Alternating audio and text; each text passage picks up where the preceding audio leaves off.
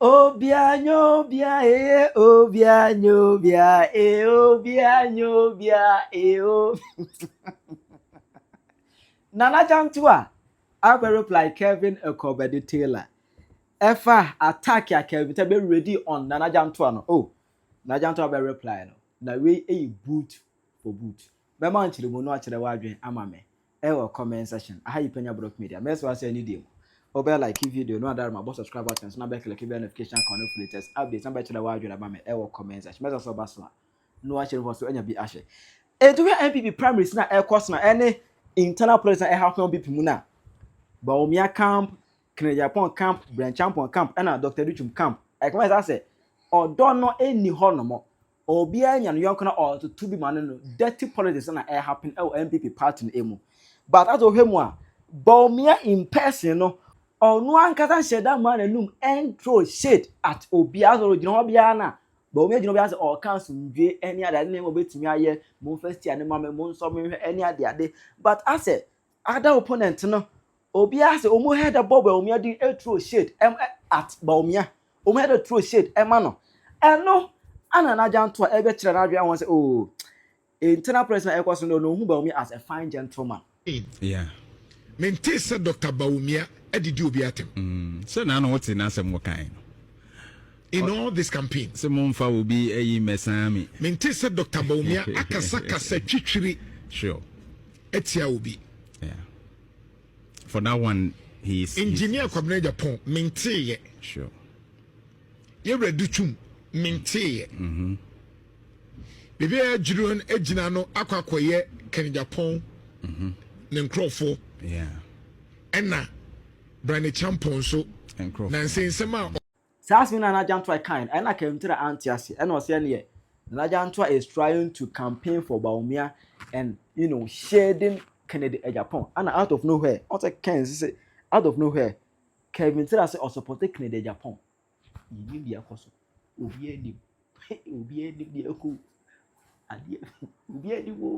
Out of nowhere was out of what the Ken Agyapong. Yes, we can say, okay, what yourself, what are they? Just say, Obiani, yes, Obiani, Miampa, me. I don't know. I just know when you like just say Kevin Taylor support Kennedy. Giddy. According to Kevin Taylor, no, or tell say asem na Jantuah akano or try say obey shade the client, the candidate and the client. Eye Ken Agyapong into no. Kevin Taylor be di na Jantuah atem. Na sa atem we no. Ana na Jantuah abe reply Kevin Ekobedi Taylor.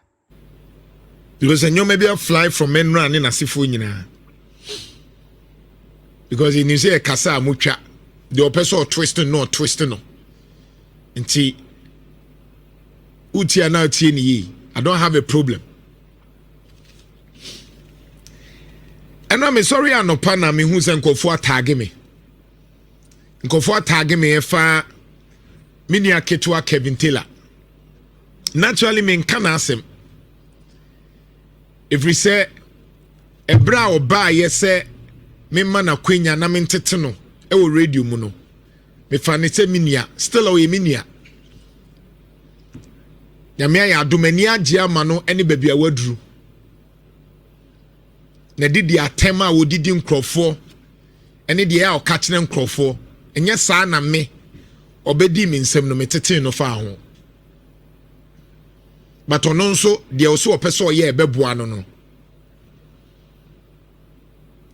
enim kromu ha de waka afọ obia ho edidi atema wadidi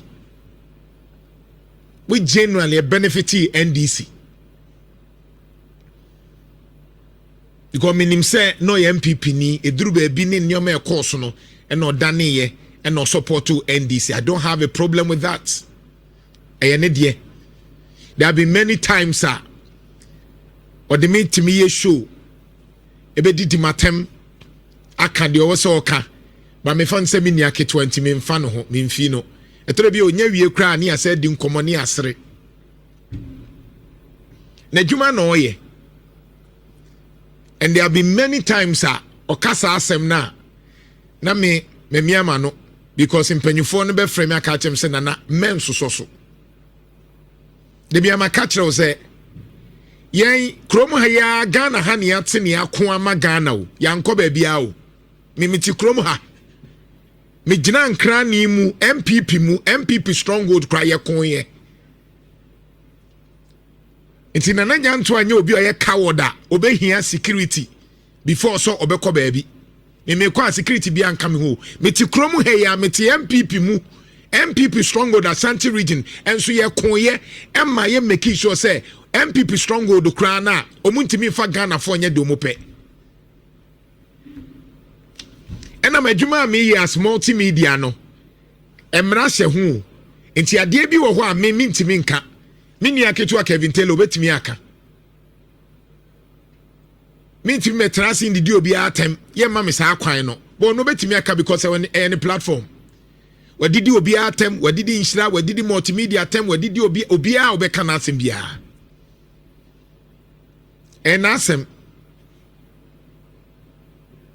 But let's be careful because you see ye won nyoma bi wo ho akoswa and sometimes say odiyemu bi wadidi Erastus no so on insa training no kra no Erastus odidi na tem didi obi atem but you see say oye say na odidi atem obi antimi nka because ekoye mamo ba yemu bi sha say respond dia afi ne be freso nana odi on say oman Ghana no de oye bibia ebe ha nipa yen kanche ni se onyai oni aka kire panyin na ye yetia no no se onyai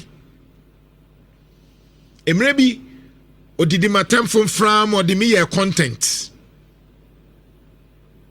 edidi matema entimi so mani breye e wa NDC so because I said no ye adwuma ma NDC yewra Dr. Samuel Sapon na make us asem with Dr. Samuel Sapon when yan baby ko papa no metene so an ma sorry baby obi anya memfa ne kransi on the frame anwumre bi na about 7 o frame no say kojo me say da o say memfi Kevin Taylor minimo caliber minimo adwuma a wo ye men kosa level no me say papa mate o say promise me say e fa sa anwoma na onye sa me say papa mate me nye sa if you want it should be by mesori anopa na bi obi aka na Kevin Taylor asia na ye mesre because ye promo mini adin Kevin Taylor nim say on ma ye ya 10 time ani ye ko social media no na mini akutwe no share ye content onim.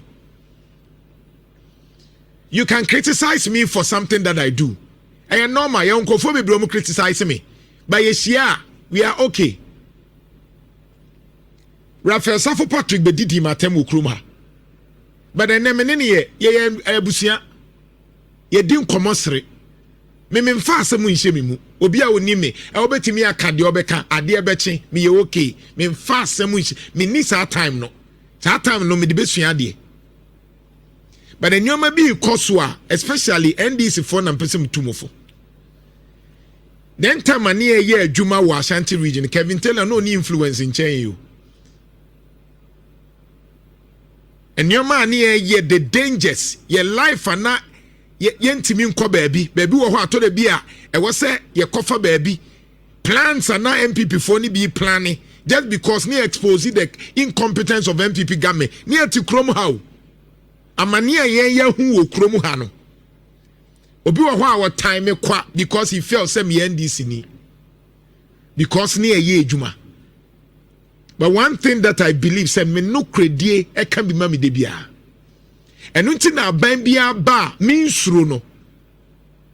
Aban bia ba minsuro de obi beka. Inti de wasa meka o pata ageme o pedi emfa me ho. Me say MPP mu mpo yatena, MPP mu aha kra yatena. Na NDC. Kevin Taylor peke me video ewa ha and o twan kontompo. You see sometimes he lies o twan kontoba because he say one man crofo agina din into can be bia na or one crofo mo kasa Kevin Taylor say but some of you are not very critical into can say anam agina yet to say the eno ano no or picking me video wa ha and video be me no was about say Dr. Bawumia Nkrofo ka biribi atia yewura Brian Agyapong saa da no ye the video ni beto so enti saa da no no mu kase so obeka no Dr. Brian Agyapong eba out enso be responde ye wo nioma bia na ekoso ad Bawumia Nkrofo no attack Dr. Brian Agyapong say in fact miami nia Dr. Gideon Boako ne ka saa de no say fertilizer Dr. Brian Agyapong antimi amfa nko eno kra ka ho na MPP lusu ye enti o kansa no saa da no me ba ha na me kan say munhye na abatuo na motu no mente say Dr. Bawumia edidi obi atem mente say duchum edidi obi atem mente say engineer Kwabena Agyapong edidi obi atem mente say Ken edidi obi atem but Ken supporters. And that day no be obetie me preamble bia na me ka efa the way a Bawumia ne Ken Agyapong Nkrofo didi omu ho atem. That was the import. Na sada no na me ye de defend Dr. Brian Agyapong obi otie me bia no. The issue was na me kra me lambaste Dr. Bawumia Nkrofo say de omu ye no omunjai because obia obeka na asem bi omu didi na tem. How many times na mentena ha en kasentia the way abronye because of the Bawumia edidi Ken Agyapong atem. How many times na mentena ha en criticize say Dr. Bawumia Nkrofo ye can say miracle boaje ni Kofi Ofosun kansamu ene san Nkrofo no e wo say Dr. Bawumia eyi omu frim even minia kwesi kwaten na so obetena hakra me can say the way musi kun social media no omunye careful obia wotie me bia no I have stated my position say Dr. Bawumia ene Ken Agyapong Nkrofo no emma party no enya akono biem. And that very day it was because Dr. Brian Agyapong akwaka bibi nintino the only thing na no mbetimi aka say wakowia fertilizer na say wanchiche fertilizer and na me to Dr. Bawumia Nkrofo for say Dr. Brian Agyapong na mo kano owo sika che mu nyina enti enye obi a upe fertilizer ono the fertilizer ye say de na me kra me pe tumufu mu MPP for ne say de mu kan se mo anhwe ye a mo keka ni nyina wi a NDC for and a momo mutumi. That was what I said. And yet, Kevin Taylor lied. Ochan kontopo, and because people believe saying some no can wababe demigod in the midst of people, no. People don't fact check, people don't scrutinize, and then you use that say, I Jantuah ekaya say or campaignetia Ken Agyapong na wa campaignetia a campaignia ma Dr. Bawumia because Dr. Bawumia mamisika. Mundi eche se eya na me pese me dwene mu aya mutie ana mo ka sika no na munim sabi si sika eya na me tie eya misre MPP for the John Mahama mamisika. Now MPP for na so timi gina ka say Dr. Bawumia mamisika. The next time Ken Agyapong ye post wa ha ye post de biama at the end of the day Ken Agyapong owini Ken Agyapong Nkrofo biama misika say ye post ni wie na Ken Agyapong ye kaso awini a eno de Nkrofo ye Ken Agyapong Nkrofo etimi peke because omunim say na Jantuah platform ye credible ntino Ken Agyapong Nkrofo etimi peke na omude akwakohye no maka say na ekoso. The same person na Ken Agyapong Nkrofo friend kaso na wo bo adwuma no. All of a sudden, now since when na mo MPP for Muje Kevin Taylor DA? Since when? Na me se me responded, but enyoma we akoso na mpanyifo amoben no mon kasa nkyere no. Because when him say na ni nya den me, the only difference is that our baby a ontimi me open. But on ontimi ne number bi a me ne nam yi. Oba Ghana no na nkofo ne protect no oba Ghana e okwaha no okwaha oni nemu mi metimi ane number bia me nenam me konkran ya me nko ana me nam me kokumasi ya me nko ana me nam mitimi hia matamfo kra ne aye namfo me mitimi hia me ntamfo sei na wo boy achi o ne yasere obi a woni me obi wo ho a na so mpema asem ba wo hia me a o se na say na wo te wo ye simple sa na metie but don't timi nye. So it is easy for you to sit somewhere. No one did you be at him. But I'm not going to do that because there's a difference. The difference is that whether MPP or NDC will still do our work. Some more can sema mun kan ye. Inti Ken Agyapong Crawford na minim se ne mutie no. Muntie. I don't hate Ken Agyapong. In fact, munim Ken Agyapong kran nche me. Munim nkoma e kire ho ne Crawford ni midi. Mpanyifo mo be Ken Agyapong. All these 5 people nyina minimobia. All the Dr. Bawumia Ken Agyapong, Dr. Educhum, Dr. Brian, engineer. Obia ni hwa. Sebi obeye president amempe. Minimobia. Obia. Mebusha ni omo mupe. Into why would I come here just because we interest? Na me fa hon. Whoever wins in MPP me fa hon bay. En hame en se madwuma enyi madi. Enti me fa hon bay. MPP for no more so me ka so mu lusu a me ye adwuma. Enya me na me ye adwuma yi. Me enya nyi madi o. Megusu aye adwuma. 4 years Joma Hame we are me Nana Jantuah megusu aye adwuma. Wona bia ye DC ni minister ye be yiwadi me ye nyimadi. Me pese me ye adwuma the next 30 years me ye nyimadi. Wona bia wa ban ni ho a wo be lose job, not me. Enti mo am ye supporters no, wo didi hwan atema ma hwan. Ken Agyapong na wo didi wo say me ma kire no onim de wa me sitie Dr. Bawumia Brian ene Dr. Educhum no omu nyina mpanyifo nyina no omu nim de wa me sitie say me megia obi wo support obi a that is fine.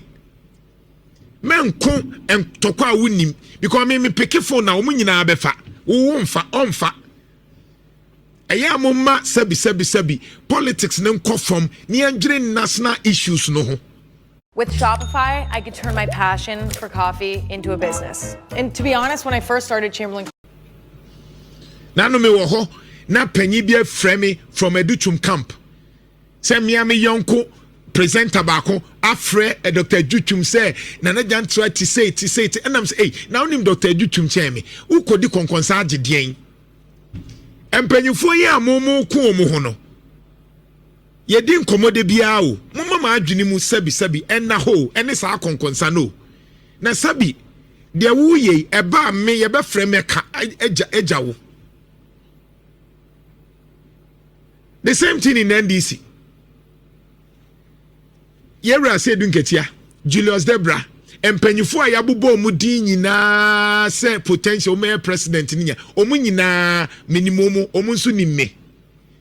Enti whether NDC or MPP minimo bia eba ye be frame ye jawo enti adenti na wo ko santo kwa no hu so mo adwuma da ho na wo dia build your life na manipa bia onye you know create confusion Jantuah say me say mo adwumu na ho we a supporter of whoever candidate egere so wo tamfo no mpeke me omo frame and na no pay obi frame me ni medi nkom presidential candidate mienu and na frame ni medi nkomo na na nyoma ekosen oh congratulations ese wenya doctor no bibi aboko we hear bibi what wo yam frew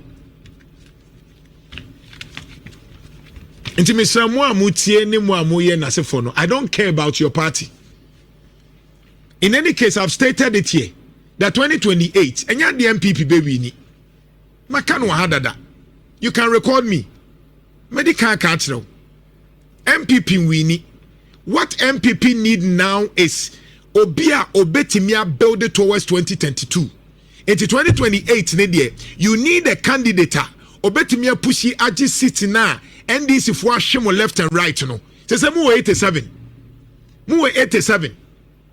Into all of us within 4 years no. No my day. Mama be take you over. Do you think it's possible? It is not possible. 188. Who 87?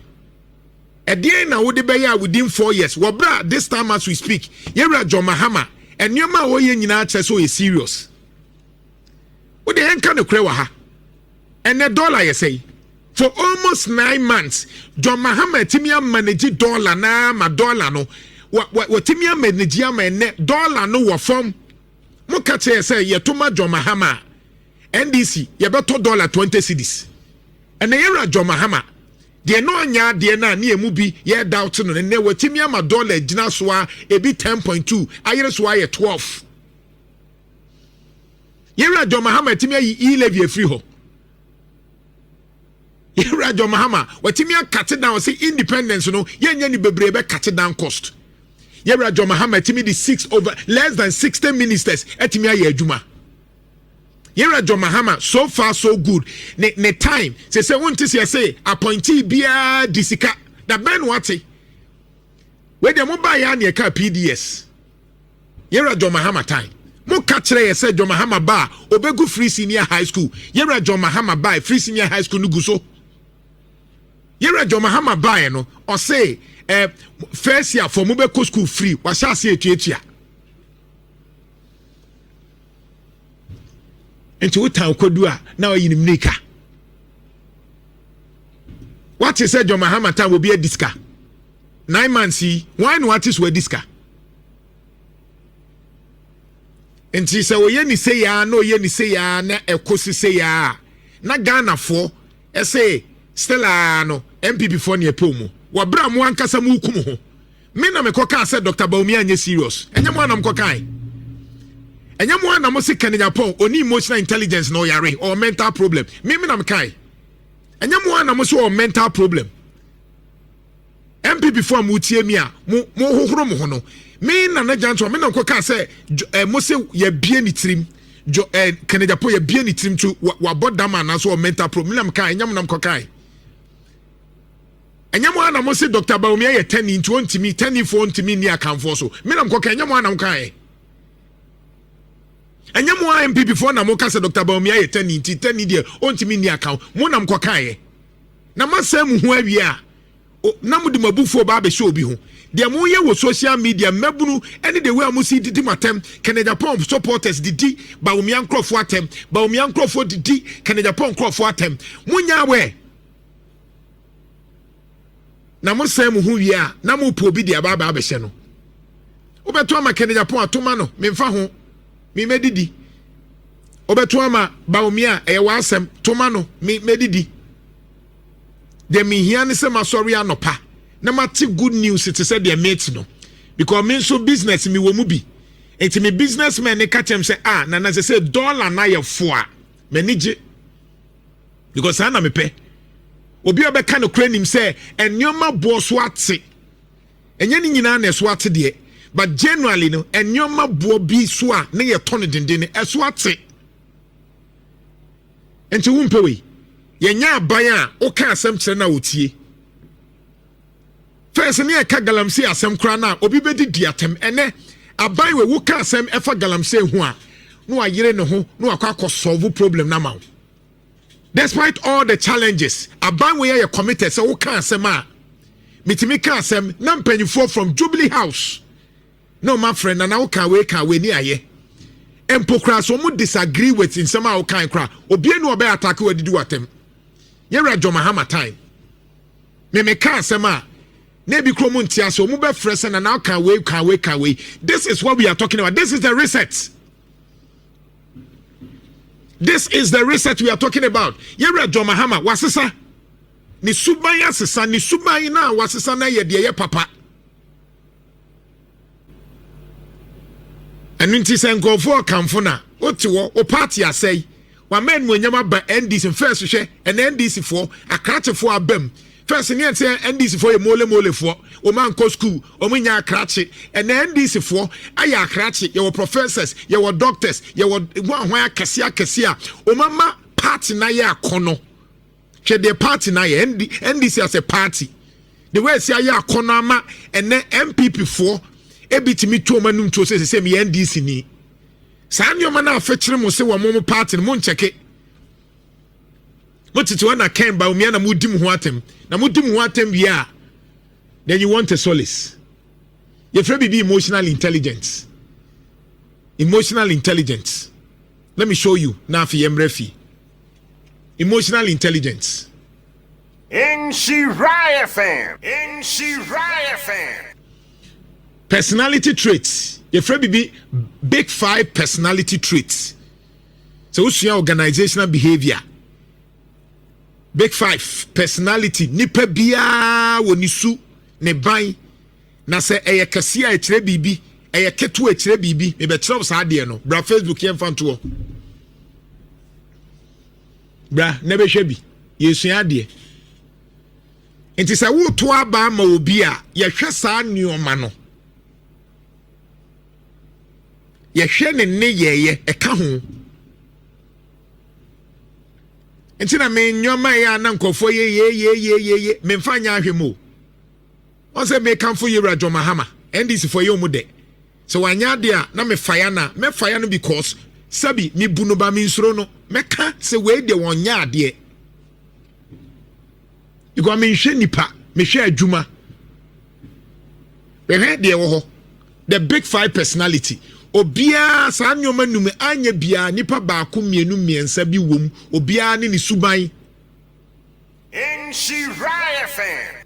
Kofi enko no so obia was our personality no obia saa de abekan obi de say e be church. The first one personality bi ahosuo bi wo ho a your friend openness to experience. We said these people, they are curious, they enjoy thinking, personal emotions.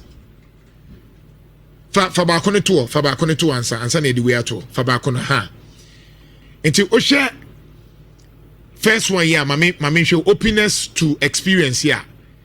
Those they are curious you can openness person hum nyoma adwene nye start so who can be bia na adwene mu bie ye won krofo a ye open minded and asem na wo kan person wo tie free ba ko mienu enye te say ya na tie ono obi adili a busasa nipa kro no bibia wase me de say ya na ye no anaso wa ye ready so obesua de nipa kro na anya ready a sa nipa kro no ni dili a edin. He's open to experience. Etore bia wuti Kumasi anko a wonti nyoma bia se tore bia tu kwan ko Accra na ko hye nyoma bi tore bia ko Volta region na ko hye nyoma bi tore bia ko Northern region na ko ema se wuchini na wo ba wonne ye ne wonti ase e different wan hwe a wuti ba bia be wo se sa na tie. The other trait ni ye bibia fa ni emotional stability ye dey stable confidence. Emotional stability monko google nemhwe ye kasa obi emotional ne kasa ye ne ye na bufuo ne nyoma nyina wo ye no ubonso otimi manage ne yie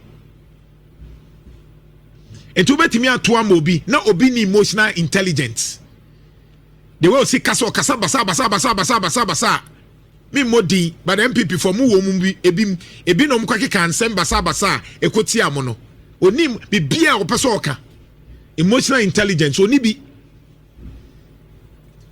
ana yeka conscientiousness a nipa no na adwene mu da ho oye conscious de wo ye bia no eye intentional onya bibia basa o na adwene mu da ho ana efre bibi agreeableness nipa no ni sa nkofo no omo tiwase oh okay metiwase o dia wo kan metiase enye de ba meti won so point na se omun judge nipa ena ye frame bi extraversion sa nipa kro no opie oba abontene oye nipa abehu no na okasa no ono obi edi nkomo oye obi a ebeka se a ope nipa dodo on de bia wote ne oba ya no se sa no obia ni suban. But in all, the biggest thing is emotional intelligence. Uye leader ana wudi uni obi tu akwantu obi a o kasa ye onne ye onyoma a wuye nyina kire se leader no enye bibia na woka leader no enye bibia na woye leader no obi didi watem na nso akota mic na nso didi obi atem. Emotional intelligence. Kofi anya na afi enko lines. Sure, Nana. Good morning, na. The work is very necessary when it comes to politics, but first of all, the OD can't wasem with the issue with Kelvin Taylor near the no say Sadi we work Canada, and usually na acquire politics no. Sometimes maybe wahana sa discussion of course. And so we share video no na uti when you were talking I was with you. The old canning in na we were talking about insulting, and then you won the MPP, as you stated. Say so omo the attempt no cost saa no a edu ba bi kura can say ye be kai omo the omo kafa omo candidates na ho. O can say ye kwa abatu mo ye be kai omo the omo the attempt say omo kafa omo candidates ye be kai omo. And I don't know where it comes in say wakoji sika anasi ama usika. I mean and ana we say say Ghanaians no are very discerning or my very wise. Send one baby to say obi akoji sika asimesi bia first kra no de ma ayi tare mpanimfo yi o woni oba we na ayesi oni we na ayesi no sa no magana fo atrawo de Ghana ni sori a wo hwe ne say okodwemu a ya to na de okos da sori a o baby a ebia okwa apomuden so yare a obenya yarehwe de Ghana ni pene se osori yi ahyentuade a wo tua ofrikuma se konkran ane boy yesen. And those are the things that all boss businessman they already say dollar bafem. These are the things that Ghanaians are concerned about. Ni enamon China si obi akoye say anyway encourage and nana ye sheda de say o credibility as what they attack your credibility so that ade a wo kan ubi wa no say wo kan nipa sheda nyi wuntumu sa but nana de make can say obia nipa ginidie no e wo de omugina so ginidie. Say Kevin Taylor said obi ginidi people and I can say manfo bebre ginidi based on the ebi omahu e wo sanso na ngrofo so a ehu na na kwadwo Jantuah we started from the beginning with credibility no ma dia to fact checking no ma nyina ebam whatever you said ebi wo credit me for say prophet e wo ka say videos because some of the things unim die mu no yeah predict you know it comes to pass and then ye de hwe na ye ka say Ghana fo bi pese omo etie sa asem no mo fade a ene ye omo asem but media I'll rest my case on that but yes omo hye ne so ne say so obia pese obre nipa bi asia ebi wo a ode atrosem bi beto nipa no so ena wo kan no but omo mu ye open minded for no de omo ye ne say mate asem wi ma menhwehwem ma menkwa na minsia bibi mfa asem na mate no ho se ampa enokura na ho na fact check ne bam edi omu ntia asem tie ni tra most of the things are working we be tie free certain platforms ye kite ya obi no echi obe fa echi obe hwe no na nokura bi anim nti the advice to Ghanaians ne say be open minded. Chida wadwe mame e wo comment section aha Penyah block me